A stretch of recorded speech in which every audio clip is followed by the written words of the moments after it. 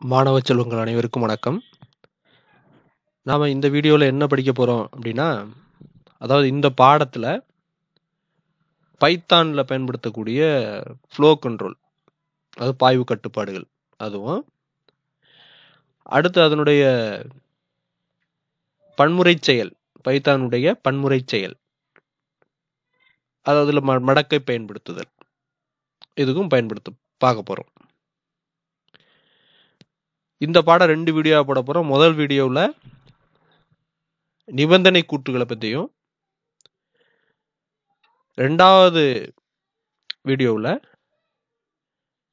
பன்முறை செயலை பற்றியும் படிக்க போறோம். இப்போ நம்ம வீடியோவுக்குள்ள போகலாம்.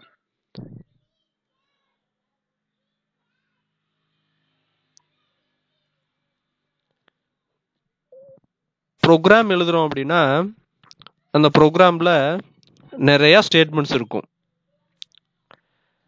அந்த ஸ்டேட்மெண்ட்ஸை தான் நம்ம தமிழில் கூற்றுகள் அப்படின்னு சொல்றோம். அப்போ ப்ரோக்ராம் வந்து கூற்றுகளின் தொகுதிகளை கொண்டிருக்கும் அப்படிங்கிறது நம்ம சொல்றோம். இந்த கூற்றுகளை செயல்படுத்தி தான் நம்மளுக்கு தேவையான விடையை, நம்ம எதிர்பார்க்கக்கூடிய விடையை கொடுக்கும். அப்ப இந்த விடையை கொடுக்கக்கூடிய பகுதிகளை தான் நம்ம என்ன சொல்றோம்னா இயக்க பகுதிகள் அப்படின்னு சொல்றோம், எக்ஸிகியூஷன் பார்ட் அப்படின்னு சொல்றோம். இந்த கூற்றுகள் எப்போதும் வரிசையாக நம்ம எந்த வரிசையில எழுதியிருக்கோமோ, அது லைன் 1, லைன் 2, லைன் 3 அப்படின்னு வரிசையா எக்ஸிக்யூட் ஆகும் ஒவ்வொன்னா. சில நேரங்கள்ல பாத்தீங்கன்னா ஒரு நிரலினுடைய பகுதியை நிறைவேற்றாமல் விட்டு இன்னொரு பகுதியை நிறைவேற்றும் மாதிரி இருக்கும். இப்ப எடுத்துக்காட்டா, ஒரு மாணவன் இருக்கான், அவனுக்கு 18 வயது நிறைவடைந்ததுன்னா ஓட்டு போடலாம், நிறைவடையலைன்னா ஓட்டு போட முடியாது. அப்போ ஓட்டு போடலாம் அல்லது போடாம இருக்கலாம். அப்போ 2 செயல்கள்ல ஏதோ ஒன்று தான் செய்ய போறோம். எதை வச்சு அப்படின்னா அவனுடைய வயதை அடிப்படையாக கொண்டு. அப்போ நம்ம வயதை கேட்குறோம். வயது 18 வயது அல்லது 18 வயதுக்கு மேற்பட்டதாக இருந்ததுன்னா நம்ம அவனை வந்து வாக்களிக்க அனுமதிக்கிறோம், இல்லாட்டி வாக்களிக்க அனுமதி இல்லை. இதே மாதிரி ஒரு சூழ்நிலையை நம்ம நிரல்லையும் செயல்படுத்தலாம். 2 கட்டளை எழுதிடுறோம். அதுல ஏதாவது ஒரு கட்டளை நிபந்தனையின் அடிப்படையில் நிறைவேற்றப்படும், மற்றொரு கட்டளை நிறைவேற்றப்படாது. இந்த மாதிரி நம்ம ஒரு ப்ரோக்ராமை இயக்க நேரிடும். இந்த மாதிரி இதுக்கு பேருங்கன்னா மாற்று அல்லது கிளை பிரிப்பு அப்படின்னு பேரு. அல்டர்னேட்டிவ் ஆர் பிரான்ச்சிங் ஸ்டேட்மெண்ட்ஸ் அப்படின்னு ஆங்கிலத்துல சொல்றோம். அடுத்தது, நிறைய ஸ்டேட்மெண்ட் இருக்கும். அதுல ஒரு தொகுதியை மட்டும் பல தடவைகள் நிறைவேற்ற வேண்டி வரும். எடுத்துக்காட்டாக, நம்ம ஒரு எண்ணை அச்சிடுறோம். எதுல இருந்து அப்படின்னா அச்சிடுறது ஒரு வேலை 1ல இருந்து 10 வரைக்கும் அப்படின்னு வச்சுக்கோங்க. அப்போ ஒரு வேலையை 10 தடவை செய்யறோம், அச்சிடுதல். அப்ப எண் மட்டும்தான் மாறுபடுது. அப்ப செயலானா என்னது? ஒண்ணுதான். அப்ப இதுதான் கூற்றுகளில் உள்ள ஒரு தொகுதியை பல தடவைகள் நிறைவேற்றப்பட வேண்டியிருந்ததுனால் அதற்கு பேர் வந்து பாய்வு செயல் அல்லது மடக்குன்னு பேரு. லூப்பிங் ஆர் இட்டரேஷன் அப்படின்னு சொல்றோம். பாய்வு செயல்னா இட்டரேஷன் ஆர் லூப்பிங் அப்படின்னு சொல்றோம். அப்ப இந்த பாடப்பகுதியில் 6ஆம் பாடம் கட்டுப்பாட்டு கட்டமைப்புகள், அது கண்ட்ரோல் ஸ்ட்ரக்சர் அப்படின்ற பாடத்துல நம்ம இதைத்தான் படிக்க போறோம். அதாவது சீக்வன்ஸ் ஸ்டேட்மெண்ட்ஸ், அல்டர்னேட்டிவ் அல்லது பிரான்ச்சிங், லூப்பிங் அல்லது இட்டரேஷன், இந்த 3 தான் நம்ம படிக்க போறோம். இதுல sequencing stating step by step execution தான், வரிசை முறையாக ஒன்று மற்றொன்று அப்படி. அதனால அது நம்ம சாய்ஸ். அடுத்து பாத்தீங்கன்னா மாற்று அல்லது கிளை பிரிப்பை எப்படி செயல்படுத்தலாம் அப்படிங்கிறதையும், மடக்கு அப்படின்றத எப்படி செயல்படுத்தலாங்கிறதையும் நம்ம படிக்க போறோம். முதல்ல கட்டுப்பாட்டு கட்டமைப்புகள்னா என்ன, அதனுடைய வகைகள் என்னென்ன இருக்கு அப்படின்னு பார்க்க போறோம். 2 மார்க் கொஸ்டின் இது வரணும். கட்டுப்பாட்டு கட்டமைப்புகள் விவரி அல்லது விளக்குக என்றால் என்ன அப்படின்னு கேட்டாங்கன்னா, ஒரு கட்டுப்பாட்டை, ஒரு நிரலினுடைய கட்டுப்பாட்டை, ஃப்ளோ, ப்ரோக்ராமுடைய ஃப்ளோவை அந்த நிரலின் ஒரு பகுதியில் இருந்து மற்றொரு பகுதிக்கு தாவுவதற்கு காரணமான கூற்றுகள், நிரல் கூற்றுகள் என்ன சொல்றோம் அப்படின்னா கட்டுப்பாட்டு கட்டமைப்பு அல்லது கட்டுப்பாட்டு கூற்றுகள் என்று அழைக்கின்றோம். இதனுடைய வகைகள் அப்படின்னு பார்த்தோம் அப்படின்னா 3 வகையான கட்டுப்பாட்டு கட்டமைப்புகள் இருக்கு. இது ஒரு 1 மார்க். எத்தனை வகையான கட்டுப்பாட்டு கட்டமைப்புகள் இருக்கு? 3 வகையான கட்டுப்பாட்டு கட்டமைப்பு. எந்தெந்த கட்டுப்பாட்டு கட்டமைப்புகளை பட்டியலிடுக அப்படின்னு ஒரு 2 மார்க்ல கேட்கிறாங்க அப்படின்னா 3 விதமான கட்டுப்பாட்டு கட்டமைப்புகள் இருக்கு. வரிசை முறை கூற்று, மாற்று அல்லது கிளைபிரிப்பு கூற்று, பன்முறை செயல் அல்லது மடக்கு அமைப்பு, sequential statement, alternative or branching statement, iterative or looping statement. இதுல வரிசை முறை கூற்றுனா ஒன்றன் பின் ஒன்றாக நிறைவேற்றப்படும் கூற்றுகள், அவ்வளவுதான். நம்ம ஸ்டேட்மெண்ட் வரிசையா எழுதணும்னா அதான் வரிசை முறை கூற்று, சீக்வென்சியல் ஸ்டேட்மெண்ட். அல்டர்னேட்டிவ் ஆர் பிரான்ச்சிங்ல பாருங்க என்னென்ன இருக்குன்னா சிம்பிள் இஃப் கூற்று, அடுத்தது இஃப் எல்ஸ் கூற்று, அடுத்து ரொம்ப முக்கியமா பைத்தான்ல உள்ளது இஃப் எல்இஃப் எல்ஸ் கூற்று, அதாவது இஃப் எல்இஃப் கூற்று அப்படின்னு சொல்லலாம். அடுத்தது நெஸ்டட் பின்னலான கூற்று, பின்னலான இஃப் கூற்று. அதே மாதிரி பன்முறை செயல் மடக்குல என்னன்னா 2 மடக்கு இருக்கு, ஒயில் மடக்கு, ஃபார் மடக்கு. C++ மாதிரி ப்ரோக்ராமிங் லாங்குவேஜஸ்ல டூ வைல் லூப் அப்படின்னு ஒன்று இருக்கும். ஆனா இங்க கிடையாது. இங்க 2 மடக்கு கூற்றுகள் தான் இருக்கு, ஒயில் மற்றும் ஃபார் லூப். அப்ப 2 மார்க்ல கேட்கும் போது இந்த வினாவை நீங்க எழுதணும். கட்டுப்பாட்டு கட்டமைப்புகளின் வகைகளை பட்டியலிடுன்னு சொன்னா இதை நீங்க எழுதணும். சரியா? இப்ப ஒவ்வொரு கட்டுப்பாட்டு கட்டமைப்பா பார்க்கலாம். நம்ம முதல்ல பார்க்க வருது வரிசை முறை கூற்று, சீக்வென்சியல் ஸ்டேட்மெண்ட்ஸ். ஒன்றன் பின் ஒன்றாக நிறைவேற்றப்படும் கூற்றுகளின் வரிசை, அதான் நம்ம வரிசை முறை கூற்று அப்படின்னு சொல்றோம். இப்ப எடுத்துக்காட்டு பாத்தீங்க அப்படின்னா எந்த எடுத்துக்காட்டு வேணாலும் நீங்க சொல்லலாம். புத்தகத்துல ஒரு எடுத்துக்காட்டு சொல்லியிருக்காங்க, அதப்ப நான் சொல்றேன் உங்களுக்கு. பாருங்க, ஃபர்ஸ்ட் 2 கட்டளை இருக்குல்ல, அதான் சீக்வென்சியல் ஸ்டேட்மெண்ட், வரிசை முறை கூற்று. 2 எழுதியிருக்கோம். பிரிண்ட் ஸ்டேட்மெண்ட் 2 எழுதியிருக்கோம். இது கணக்கீடுகளும் பயன்படுத்தலாம், என்ன ஸ்டேட்மெண்ட் வேணாலும் எழுதலாம். வரிசை எக்ஸிக்யூஷன் ஆகணும், லைன் பை லைன், அவ்வளவுதான். அது வந்து சீக்வென்சியல். இப்போ முதல் லைன் எக்ஸிக்யூட் ஆகும், 2வது லைன் எக்ஸிக்யூட் ஆகும். கீழே உள்ளதை நான் என்ன பண்ணியிருக்கேன், குறிப்புரை கொடுத்து வச்சிருக்கேன், கமெண்ட் பண்ணியிருக்கேன். அதனால கீழே உள்ளது இப்போ இயங்காத, அடுத்தடுத்த ப்ரோக்ராமுக்கு நம்ம அதை இயக்கி காட்டுறோம், அடுத்தடுத்த எடுத்துக்காட்டுக்கு. இப்போ இது 2ஐயும் நான் என்ன பண்ண போறேன், ரன் பண்றேன். இந்த 2 லைனை ரன் பண்ணும்போது என்ன பண்ணும், டபுள் கொட்டேஷனுக்குள்ள என்ன இருக்கோ அது எனக்கு வெளியீடா கிடைக்கும். அவ்வளவுதான். ஹலோ, திஸ் இஸ் யாம் 43 second land, north car street, Tamil Nadu, TN. இதான் வெளியீடு. சரிங்களா? வரிசை முறை கூற்றுறது ஒன்றன் பின் ஒன்றாக நிறைவேற்றப்படும் கூற்றுகளின் வரிசை, அவ்வளவுதான். ஞாபகம் வச்சுக்கோங்க. அடுத்தது மாற்று அல்லது கிளைபிரிப்பு கூற்று, அல்டர்னேட்டிவ் ஆர் பிரான்ச்சிங் ஸ்டேட்மெண்ட். இப்ப நம்ம தினசரி வாழ்க்கையில பாத்தீங்கன்னா ஒரு ரோட்ல போயிட்டு இருக்கோம், டேக் டைவர்ஷன் கொடுத்துருக்காங்க, நம்ம என்ன பண்றோம், அடுத்த சாலையை கடக்கிறோம். பட் ஆனா நம்ம அந்த டெஸ்டினேஷன் போறதுக்கு 2 ரூட் இருக்கு. நம்ம எந்த ரூட்ல போனாலும் டெஸ்டினேஷனுக்கு போகலாம். ஆனா நம்ம ஒரு ரூட்ல போனா இன்னொரு ரூட்ல நம்ம கண்டிப்பா அந்த ரூட்ல நம்ம கடந்திருக்க மாட்டோம். ஏதாவது ஒரு ரூட்டை தான் நம்ம தேர்ந்தெடுத்து டெஸ்டினேஷன் போக போறோம். அப்ப அதுதான் வந்து கிளை பிரித்தல் அல்லது மாற்று அப்படின்னு சொல்றோம். எடுத்துக்காட்டாக ஒரு எண் வந்து ஒற்றைப்படை எண்ணா அல்லது இரட்டைப்படை எண்ணா கண்டுபிடிக்கணும்னு வச்சுக்கோங்க.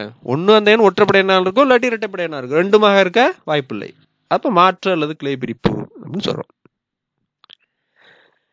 பைத்தான்ல பாத்தீங்கன்னா மாற்று அல்லது கிளை பிரிப்பினுடைய வகைகள் பாத்தீங்கன்னா 3 இருக்கு. சிம்பிள் இஃப் கூற்று, எளிமையான இஃப் கூற்று. அடுத்தது இஃப் எல்ஸ் கூற்று. அடுத்து பார்த்தீங்கன்னா இஃப் எலிஃப் கூற்று. இஃப் எல்ஸ் கூற்றை விளக்குன்னு 2 மார்க்ல கேட்டிருக்காங்க. இஃப் எலிஃப் கூற்றை விளக்குக அப்படின்னு சொல்லிட்டு 5 மார்க் கொஸ்டின் கேட்டிருக்காங்க. அதனால இதை பார்த்துக்கோங்க. இதுல இருந்து இதான் 2 mark 5 mark question if elif கூற்று. ஏன்னா பைத்தான்ல இந்த இஃப் எலிஃப் தான் சிறப்பானது, கொஞ்சம் வேறுபட்டு இருக்கும். அதனால இந்த கொஸ்டினை நல்லா கண்டிப்பா படிச்சுக்கோங்க.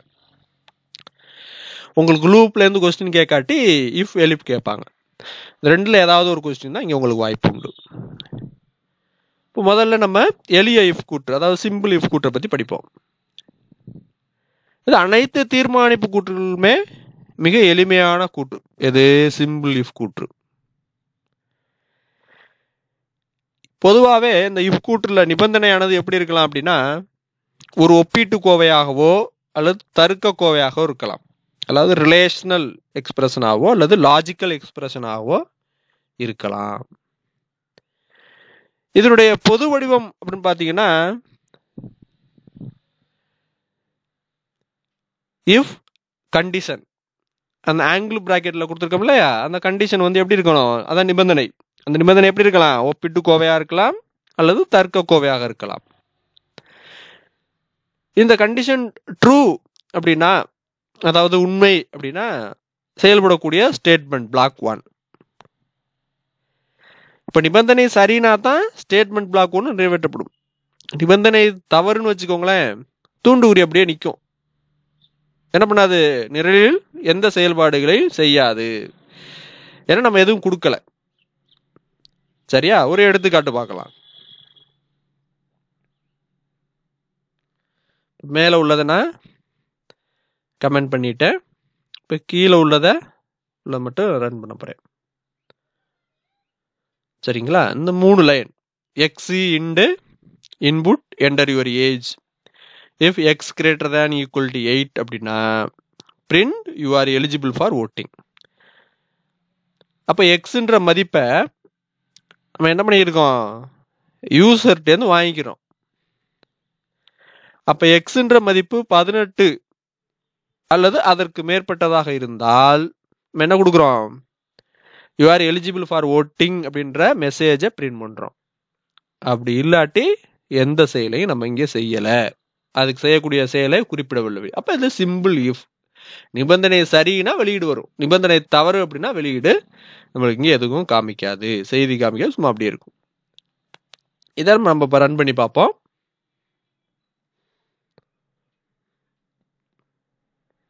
என்டர் யுவர் ஏஜ், இப்போ 34 அப்படின்னு கொடுக்குறோம்.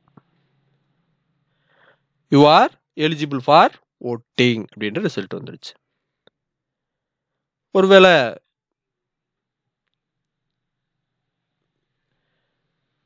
இன்னொன்று கொடுக்குறோம், என்டர் யுவர் ஏஜ் அப்படின்னு சொல்லிட்டு. இப்போ 18ஓட கம்மியாக கொடுக்குறோம், 16 அப்படின்னு கொடுக்குறோம்.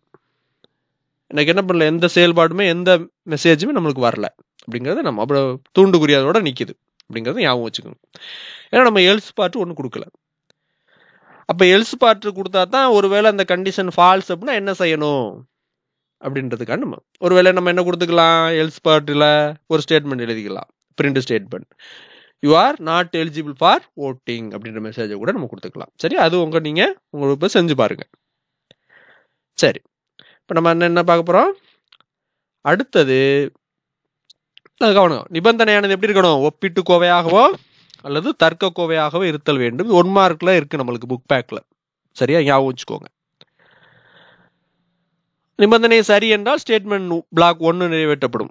எடுத்துக்காட்டு நம்ம கொடுத்துருக்கோம், ஒரு ஏஜ் கொடுத்துருக்கோம். அந்த ஏஜ் வந்து கிரேட்டர் ஈக்குவல் டு 8 அப்படின்னா you are eligible for voting அப்படின்றது மெசேஜ் வருது. இப்போ அடுத்தது இஃப் எல்ஸ் கூற்று. இந்த இஃப் கூற்றானது சரினா மட்டும்தான் செய்யுது. அப்போ எல்ஸ் பகுதி எதுக்கு பயன்படுத்தணும்? தவறுனா எல்ஸ் பகுதியில் உள்ள ஸ்டேட்மெண்ட்டை செயல்படுத்தணும், அது எல்ஸ் தொகுதியை செயல்படுத்தணும். அப்ப இஃப் எல்ஸ் கூற்றானது சரி தொகுதி மற்றும் தவறு தொகுதி, ட்ரூ பிளாக் மற்றும் ஃபால்ஸ் பிளாக் ரெண்டையுமே சரி பார்ப்பதற்கான ஒரு கட்டுப்பாட்டை வழங்குகிறது. இதனுடைய தொடரியல் ஒரு 2 மார்க்ல கேட்டிருக்காங்க.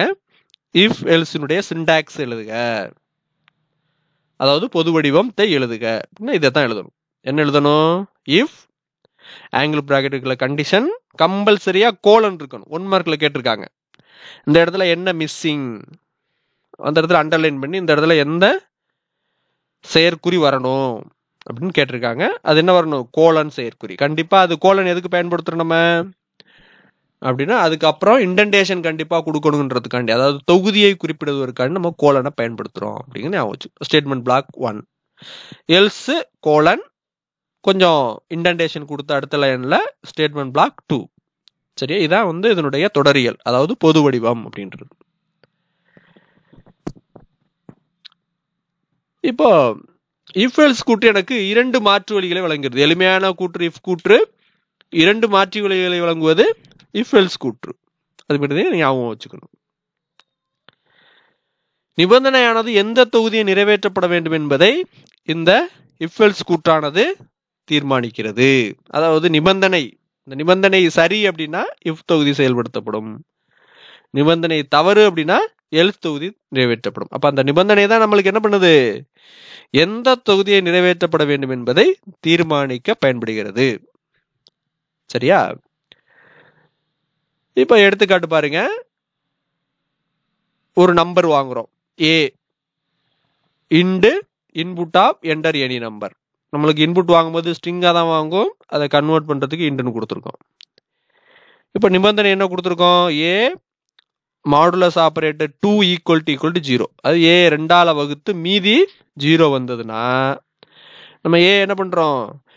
ஏ டபுள் கொட்டேஷனுக்குள்ள இஸ் அன் ஈவன் நம்பர். இப்போ ஏக்கு பதிலாக ஏக்கு என்ன மதிப்பு கொடுத்தோம் அந்த number is an even number அப்படின்னு வரும்.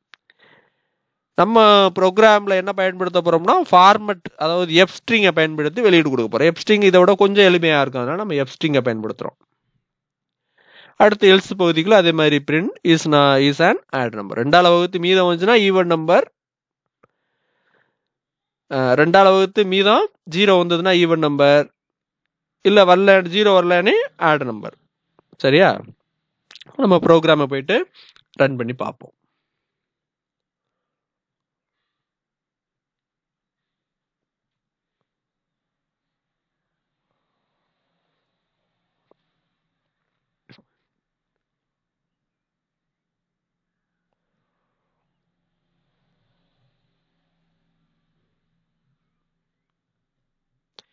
ஃபர்ஸ்ட் லைன்ல a int input enter any number, ஒரு நம்பர் கொடுக்க போறோம். அந்த நம்பர் 2ஆல வகுத்து மீதம் 0 வருதுன்னா ஈவன் நம்பர். நம்ம என்ன பயன்படுத்திருக்கோம்? F string. அது முன்னாடி எஃப்னு போட்டுட்டு கர்லி பிளேசஸ்க்குள்ள அந்த வேரியபிளை கொடுத்துட்டோம் அப்படின்னா ஏக்கு பதிலாக என்ன மதிப்பு இருக்கோ அதை ரீப்ளேஸ்மெண்ட் பண்ணி காமிக்கும். அப்போ ஏங்க இருக்கிறதா ஒரு வேலை ஒரு 56 கொடுத்தோம்னா 56 இஸ் அன் ஈவன் நம்பர். ஒருவேளை 67 அப்படின்னு கொடுத்தோம்னா 67 இஸ் அன் ஆட் நம்பர் அப்படின்னு வரும். சரியா? அதை விட இது கொஞ்சம் எளிமையாக இருக்கும், அதனால நான் இது கொடுத்துருக்கேன். நீங்க எதை வேணாலும் எழுதலாம், தவறு கிடையாது. இப்போ நம்ம ரன் பண்றோம். இப்போ என்டர் எனி நம்பர்னு வருது, 56 அப்படின்னு கொடுக்குறோம். 56 இஸ் அன் ஈவன் நம்பர் அப்படின்னு வந்துருச்சு. ஒருவேளை இன்னொன்று கொடுத்தோம்னு வச்சுக்கோங்க, 67 அப்படின்னு கொடுக்குறேன். 67 இஸ் அன் ஆட் நம்பர் அப்படின்னு வருது. சரியா? இது இஃப் எல்ஸுக்குரிய எடுத்துக்காட்டு. அடுத்து இதுக்கு ஒரு மாற்று முறை, அந்த நிபந்தனை செயற்குறி, அதாவது மும்ம செயற்குறின்னு ஒன்று இருக்கு, அதை பயன்படுத்துறோம். மும்ம செயற்குறின்னு ஒன்று தனியா கிடையாது, பட் அந்த ஃபார்மட் தொடரியெல்லாம் ஞாபகம் வச்சுக்கணும். என்ன அப்படின்னா variable equal to variable 1, if அப்படின்றது கீவேர்ட், கண்டிஷன் ஒன்று கொடுக்க போறோம். எல்ஸ்ன்றது கீவேர்ட், வேரியபிள் 2.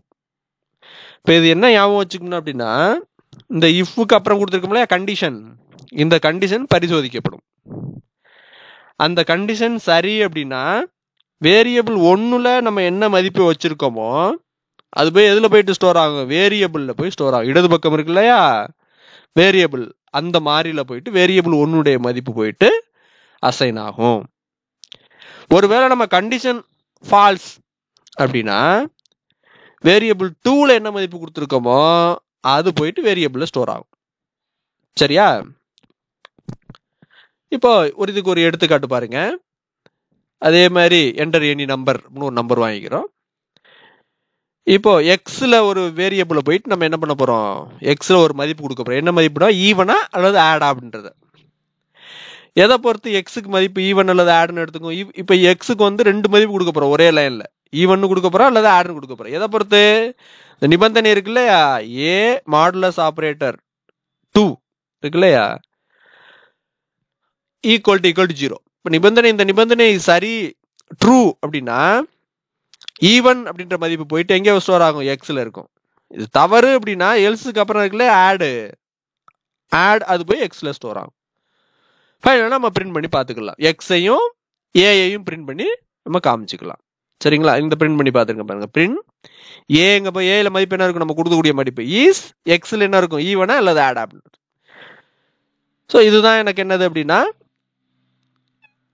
இஃப் எல்ஸுக்கு பயன்படுத்தக்கூடிய மாற்று, அதாவது நிபந்தனை செயற்குறி, மும்ம செயற்குறி அப்படின்னு சொல்லுவோம். சரிங்களா, இது ஒரு மாற்று முறை. ஒரே லைன்ல எழுதிக்கலாம், கொஞ்சம் சிம்பிளிசிட்டியா இருக்கும். இப்போ நான் அந்த ப்ரோக்ராம் உங்களுக்கு ரன் பண்ணி காமிக்கிறேன் பாருங்க.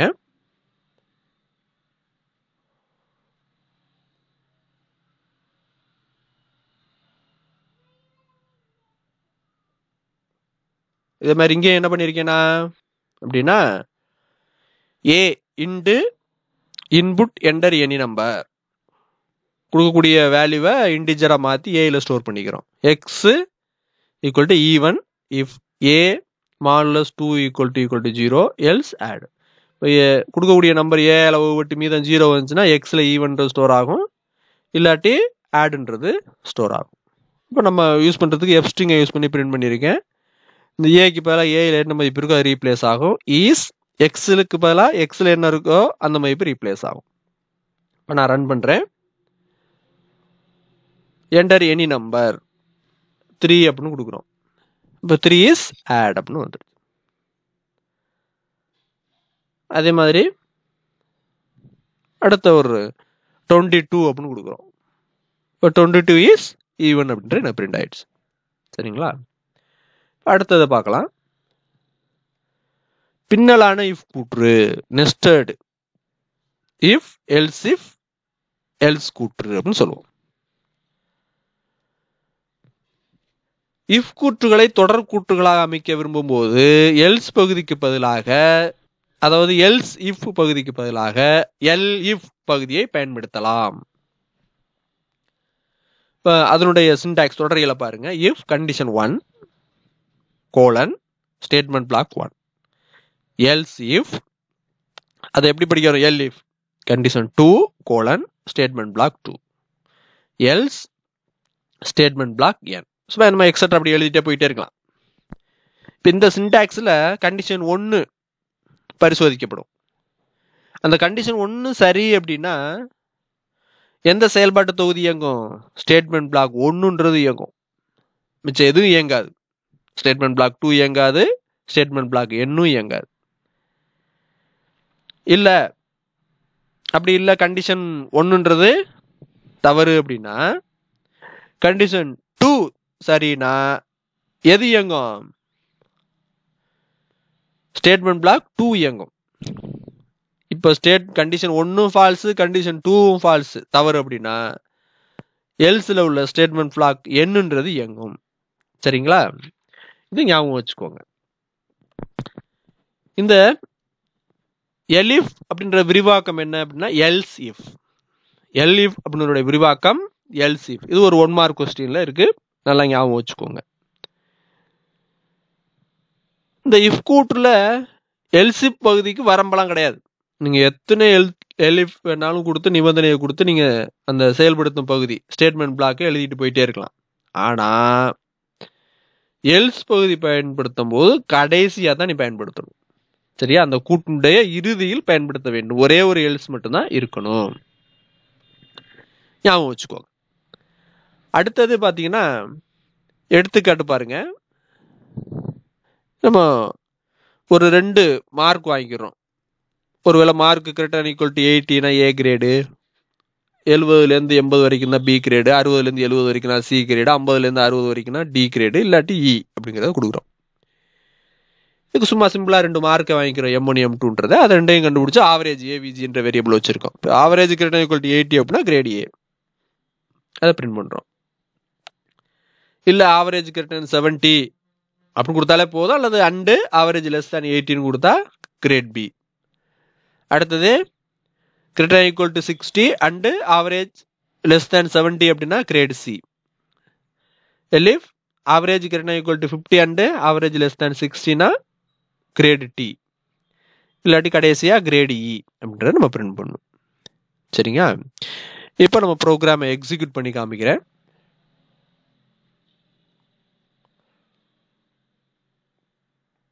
M1 அப்படின்றதுல enter mark in first subject, அடுத்து M2 enter mark in second subject. இதெல்லாமே இன்டீஜரா கன்வெர்ட் பண்ணி M1 M2ல வச்சுக்கிறோம். ரெண்டையும் கூட்டி 2ஆல் வகுத்து ஏவிஜியில் வச்சுக்கிறோம். அடுத்து நம்ம முதல்ல சொன்ன அப்படியே கோடிங் வரிசையாக எழுதுறோம். சரியா, கிரேட்டர் தென் 80 என்ன, அதேமாதிரி greater than 70 less than 80, greater equal to 60 less than 70, greater equal to 50 less than 60 அப்படின்னா ஒவ்வொன்றுக்கும் ஒரு இது கொடுத்துட்டு கடைசியா கிரேட் இ வரைக்கும் எழுதிடுறோம்.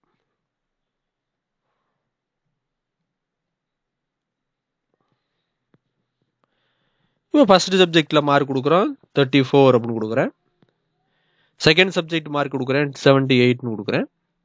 இப்போ எனக்கு கிரேட் வந்து இதில் வந்துருச்சு, டியில் வந்துடுது. அடுத்து அதே மாதிரி இன்னொரு சாம்பிள் பார்க்குறோம். அடுத்த வெளியீடு ஒன்று 67 கொடுக்குறோம், இன்னொன்று 73ன்னு கொடுக்குறோம், கிரேட் பின்னு வந்துருச்சு. இப்போ இந்த எடுத்துக்காட்டில் பார்த்தீங்கன்னா இன்டென்டேஷன் கொடுத்துருக்கோம்ல, இந்த ஞாபகம் வச்சுக்கணும். இந்த இன்டென்டேஷன் எல்ஸுக்கு அப்புறம் கொஞ்சம் கோலன் வச்சுட்டு இன்டென்டேஷன் கொடுத்துருக்கோம். டிஃபால்ட் இன்டென்டேஷன், அதாவது பொதுவாக முன்னியல்பாக 4 இடைவெளிகள் 4 ஸ்பேசஸ் தான் அது இருக்கும். நீங்கள் அந்த இது மாற்றிக்கிறதா மாற்றிக்கலாம். சரி, ஆனால் எல்லாத்துக்கும் ஒரே அளவுனா தான் கொடுக்கணும். இது இங்கே கம்பல்சரி, அதாவது கண்டிப்பாக அவசியமாக இந்த உள்தள்ளல் இருக்கணும், இல்லாட்டி இன்டென்டேஷன் எரர் வரும். ஆனால் மிச்ச லாங்குவேஜில் நம்ம வந்து புரிஞ்சுக்கிறதுக்காக நிரலை அழகுபடுத்துவதற்காண்டி கொடுப்போம். ஆனால் இங்கே அப்படி கிடையாது, தான் ஞாபகம் வச்சுக்கோங்க. பைத்தானில் பொதுவாக உள்தடப்பட வேண்டிய அளவு என்னது? 4 இடைவெளிகள். அதாவது பைத்தானில் எந்த தொகுதியினுடைய கூற்றுகள் என்று குறிப்பதற்கு கண்டிப்பாக உள்தள்ளல் இன்டென்டேஷன் அவசியம். இன்டென்டேஷன் பைத்தானை பொறுத்த வரைக்கும் ரொம்ப ரொம்ப முக்கியமானது, அதை ஞாபகம் வச்சுக்கோங்க. அடுத்தது இந்த இன் நாட் இன், ஏற்கனவே நம்ம இது சொல்லியிருக்கோம். இன் ஆப்ரேட்டர், நாட் இன் ஆப்ரேட்டர். இன் அதாவது உறுப்புவா இல்லையா, அதாவது லிஸ்ட்டு டப்பிள்ஸ் இதெல்லாம் உறுப்பா இல்லையான்னு பார்க்கறதுக்கு இன்னை நாட் இன்னையும் பயன்படுத்துவோம். இன்னுன்றது உறுப்பா இருந்தா என்ன கொடுக்கும்? எனக்கு ட்ரூன்னு வரும். அதுவே பார்த்தீங்கன்னா இது வந்து நாட்டினா இருந்தா நாட்டின்ங்கிறது ட்ரூன்னு வரும். சரிங்களா, இப்போ எடுத்துக்காட்டுவதுக்கு ஒன்று பார்ப்போம். ஒரு கேரக்டரை சிஹெச்சில் வாங்க, அந்த கேரக்டர் வவ்வல்ஸா இல்லையா, அதனால ஏஇஇ ஸ்மால் லெட்டர்லையும் கொடுத்துருக்கோம், கேபிட்டல் லெட்டரையும் கொடுத்துருக்கோம். இது வந்து என்ன கொடுத்துருக்கோம்? டப்பிள்ஸ். இந்த டப்பிள்ஸுக்குள்ள இந்த கேரக்டர் இருந்ததுன்னா அந்த ஃபுல்லாகவே ரிசல்ட் என்ன ஆயிரும்? இந்த இஃப் கண்டிஷனுடைய ட்ரூன்னு வந்துடும். அப்போ ட்ரூனா result ch is a vowel அப்படின்னு பிரிண்ட் ஆகும். எல்ஸ் பார்ட் நம்ம கொடுக்கல, எல்ஸ் பார்ட் கொடுத்தா இஸ் நாட் எ வவ்வல் அப்படிங்கிறத நம்ம பிரிண்ட் பண்ணி காமிச்சிக்கலாம். அதில் பார்த்தீங்கன்னா நாட்டின் எப்படி செயல்படுது அப்படின்னா, இது ஒரு நம்ம கொடுக்கக்கூடிய கேரக்டர் இதில் இல்லைன்னா ட்ரூன்னு ஆகும். அப்போ அது பிரிண்ட் ஆகும். Print the letter is not ABC அப்படிங்கிறத காமிக்கும். சரிங்களா, இப்போ இது வந்து இன் மற்றும் நாட் இன். சரியா, இப்போ இந்த ப்ரோக்ராமை ரன் பண்ணி பார்த்துடலாம்.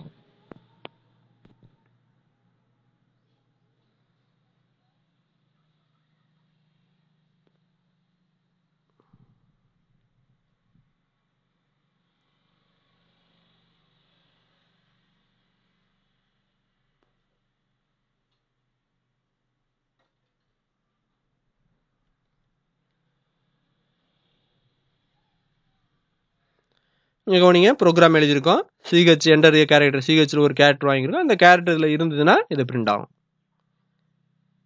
அதே மாதிரி நாட்டின்னா இது ட்ரூன்னு எடுத்துட்டு இந்த இது பிரிண்ட் ஆகும்.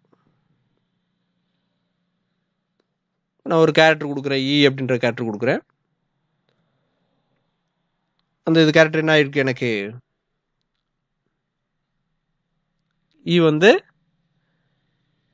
வவ்வல்ஸ் அப்போ அதுவும் பிரிண்ட் ஆகுது. எனக்கு என்னது இ வந்து வவல்ஸ், அதனால அது ட்ரூன்னு எடுத்துக்குது, அந்த லிஸ்ட்ல இருக்கு, அந்த டப்பிள்ஸ்ல இருக்கு, அதனால இ இஸ் வவல் பிரிண்ட் ஆகுது.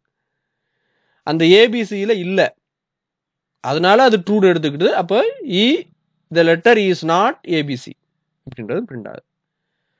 ஒருவேளை நான் பின்னு கொடுக்குறேன்,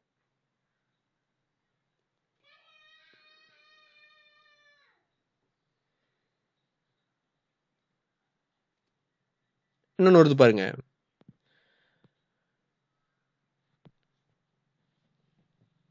பி வந்து வவ்வல் கிடையாது, அப்ப அது ஃபால்ஸ்னா அது எல்ஸ் பகுதி கொடுக்காதுன்னா அதுவும் ஒர்க் ஆகல, அந்த பிரிண்ட் ஸ்டேட்மெண்ட் ஒர்க் ஆகல.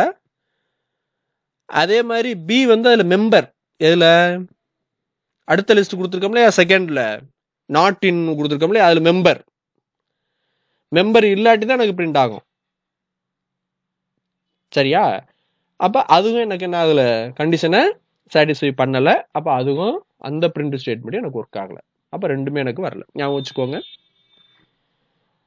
இப்ப அடுத்தது இந்த பாடப்பகுதி நம்ம ஓரளவு இஃப், இஃப் எல்ஸ், அடுத்தது இஃப் எலிஃப் படிச்சாச்சு. இன்னொன்னு இஃப்க்குள்ளே இஃப் இருக்கு, அது நம்ம படிக்கல, அது நீங்க பாத்துக்கோங்க. இந்த படிச்ச பகுதியிலிருந்து நம்ம வினாக்கள் கேட்கிறோம், ஒரு மதிப்பெண் வினா கேட்கிறோம். பைத்தான்ல எத்தனை முக்கியமான கட்டுப்பாட்டு கட்டமைப்புகள் இருக்கு சொல்லுங்க? வெரி குட், விடை ஆனா 3 இருக்கு. எல்இஃப் என்பதன் விரிவாக்கம் என்ன? சாய்ஸ் 4 கொடுத்திருக்காங்க, கரெக்டா சொல்லுங்க. விடை ஆவண்ணா, சாரி, எல்இஃப் என்பதன் விரிவாக்கம் வந்து எல்சிஃப். சரிங்களா? எங்க இருக்கு? இ, எல்சிஃப். Very good. அடுத்தது பைத்தான் நிரல்ல எது முக்கிய பகுதி வகிக்கிறது? ஸ்டேட்மெண்டா, கண்ட்ரோல் ஸ்ட்ரக்சரா, இல்ல கண்ட்ரோலா ஸ்ட்ரக்சரா, உள்ளது இன்டென்டேஷனா, அதாவது உள்தள்ளல், அதான் ரொம்ப முக்கியமான இது வகிக்கும். அடுத்து இஃப் கூட்டு நிபந்தனை பின்வரும் எந்த வடிவில் இருக்க வேண்டும்? ஒப்பீட்டு அல்லது தர்க்க கோவைகள்ல இருக்கணும். அடுத்து எந்த நிறுத்தற்குறி, பங்க்சுவேஷன் கேரக்டர், பின்வரும் எந்த நிறுத்தற்குறி பின்வரும் அடிக்கோடிட்ட இடத்தில் இடம்பெற வேண்டும்? எங்க அடிக்கோடு இருக்கு பாருங்க, இப்போ கண்டிஷனுக்கு அப்புறம் என்ன வரணும்? கோலன். விடை வந்து ஆவண்ணா. அடுத்த 2 மதிப்பு, கட்டுப்பாட்டு கட்டமைப்புகளை பட்டியலிடு. என்னென்ன இருக்கு கட்டுப்பாட்டு கட்டமைப்புகள்? 3 இருக்கு. வரிசை முறை, அடுத்தது மாற்று அல்லது கிளை பிரிப்பு, இன்னொன்னு என்னது? பன்முறை செயல் அல்லது மடக்கு. அத நீ சொல்லிக்கணும். அடுத்து இஃப் இஃப் எல்ஸ் கூட்டின் பொது வடிவம், if condition statement black, else அந்த கோலன் கண்டிப்பா வச்சிருக்கணும். சரி, எல்ஸினுடைய ஸ்டேட்மெண்ட் பிளாக் 2. கட்டுப்பாட்டு கட்டமைப்புனா என்ன? கட்டுப்பாட்டு நிரலின் ஒரு பகுதியிலிருந்து மற்றொரு பகுதிக்கு தாவுவதற்கு காரணமான கூற்றுகள் கட்டுப்பாட்டு கூற்றுகள் அல்லது கட்டுப்பாட்டு கட்டமைப்புகள் எனப்படும் அப்படின்னு படிச்சிருக்கோம். அடுத்து 3 மதிப்பெண், பின்வரும் வெளியீட்டை பெறல நிரலை எழுதுக. ஏஏபி, ஏபிசி, ஏபிசிடிஇ வரைக்கும் பிரிண்ட் பண்றதுக்கு. இது வந்து நம்ம எதை பயன்படுத்தி பிரிண்ட் பண்ண போறோம் அப்படின்னா,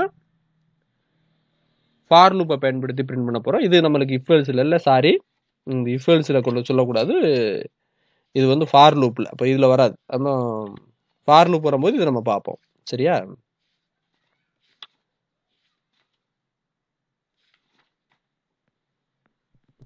அடுத்த கொஸ்டின் 3 மதிப்பெண் வினா. இதுல இன்னொரு கொஸ்டின், இஃப் அமைப்பை பற்றி குறிப்பு வரைக, அந்த ஒரு கொஸ்டின் இருக்கு. அடுத்தது இஃப் எல்ஸ் இஃப் கூற்றை பயன்படுத்தி கொடுக்கப்பட்ட 3 எண்களில் பெரிய எண்களை கண்டுபிடிப்பதற்கான பொருத்தமான நிரலை எழுதுக அப்படின்னு ஒன்று இருக்கு. இஃப் எல்ஸ் அமைப்பை பற்றி நம்ம எழுதிடுவோம், அந்த 3 எண்கள் பெரிய எண்களை கண்டுபிடிப்பதற்கான பொருத்தமான நிரல், அது உங்களுக்கு நான் ரன் பண்ணி காமிக்கிறேன், நிரலையே ரன் பண்ணி காமிக்கிறேன்.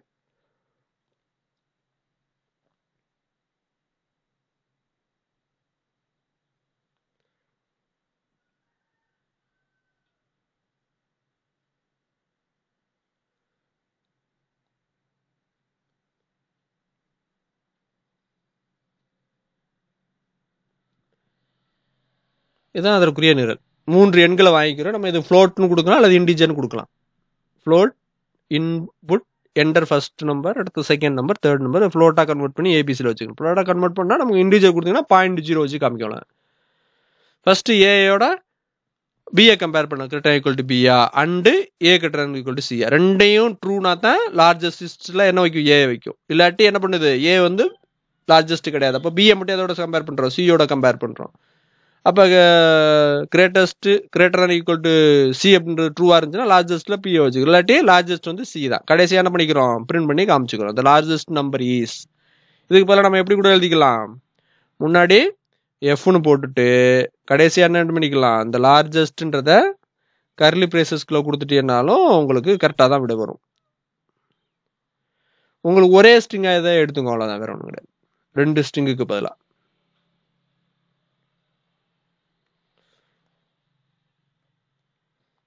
இப்போ நான் ரன் பண்றேன். ஒரு 3 நம்பர் கொடுக்குறேன், 3, 45, 90. இப்போ 90 தான் எனக்கு லார்ஜஸ்ட் நம்பர். இது வந்து என்ன, 3 மார்க்ல 18வது கொஸ்டின் ஞாபகம் வச்சுக்கோங்க. அடுத்தது 5 மார்க் கொஸ்டின். இதுல என்ன இருக்கு அப்படின்னா,